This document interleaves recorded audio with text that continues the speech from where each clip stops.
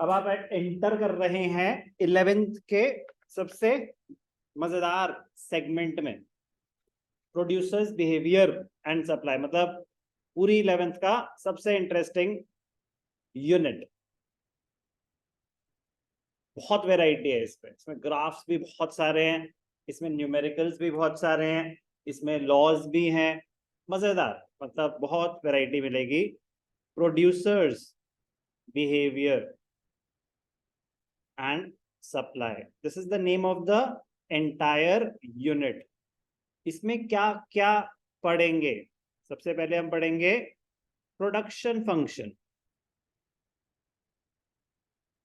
फिर हम पढ़ेंगे कॉन्सेप्ट ऑफ कॉस्ट,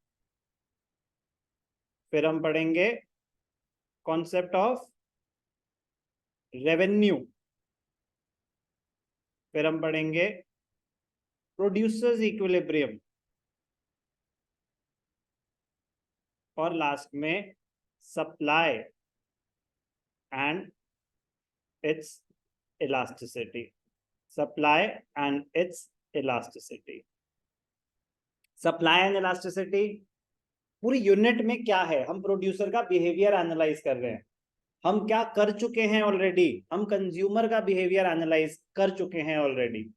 कंज्यूमर और प्रोड्यूसर दो बिल्कुल अलग यूनिट्स हैं, दोनों का आपस में ज्यादा लेना देना नहीं है, ना के बराबर, बट दोनों कलेक्टिवली यूज होंगे, दोनों कलेक्टिवली यूज होंगे कहां पे?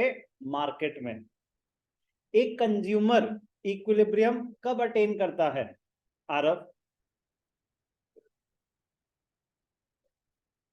when he maximizes his satisfaction, let's be specific, when he maximizes his satisfaction as a consumer। आप सबसे ज्यादा satisfied कब होगे?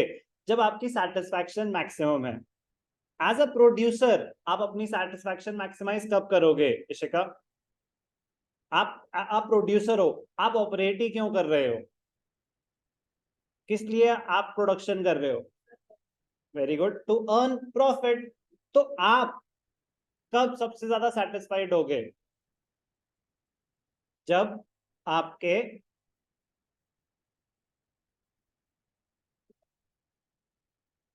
when the profits are maximum। Consumer is operating for maximization of his satisfaction, producers are operating for maximization of their profits। तो जब producer will attain equilibrium when his profits are maximum। Profits कैसे calculate होते हैं? Profit का formula बताएं, general formula, revenue minus cost, revenue minus expenses. Revenue sales, सामान बेच के पैसा कितना आया।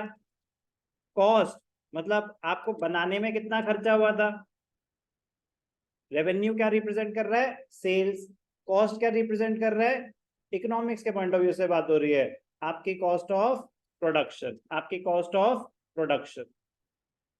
तो प्रॉफिट तक पहुंचने के लिए, प्रॉफिट तक पहुंचने के लिए, प्रोड्यूसर्स इक्विलिब्रियम तक पहुंचने के लिए हम क्या अंडरस्टैंड करेंगे?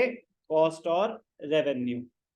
सारे टॉपिक्स इंटर रिलेटेड हैं प्रोड्यूसर्स बिहेवियर में, सारे टॉपिक्स इंटर रिलेटेड है।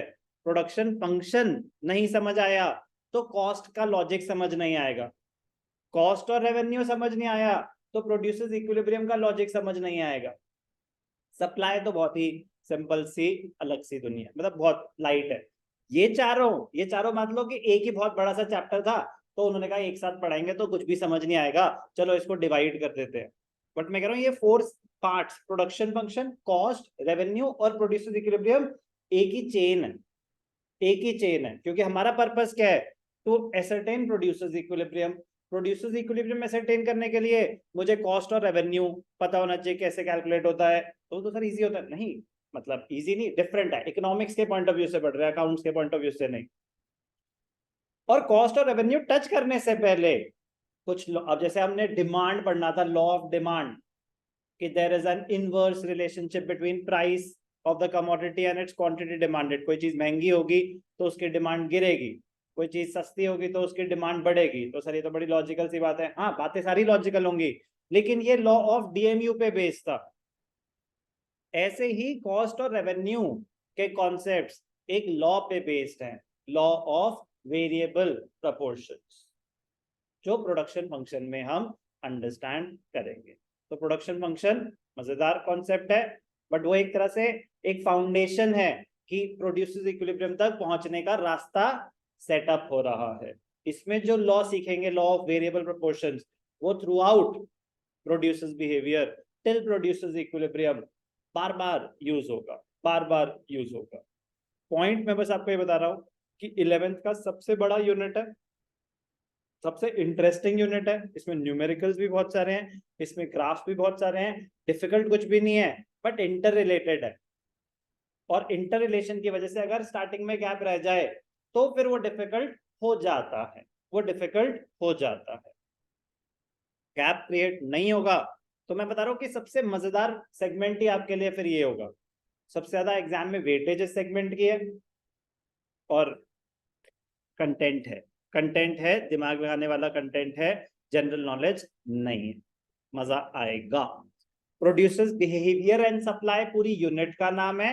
ये सारे अलग अलग चैप्टर्स हैं, प्रोडक्शन फंक्शन अलग, कॉस्ट अलग, रेवेन्यू अलग, इक्विलिब्रियम अलग, सप्लाई एंड इलास्टिसिटी अलग। एक एक करके पढ़ेंगे, स्टार्ट करेंगे प्रोडक्शन फंक्शन से।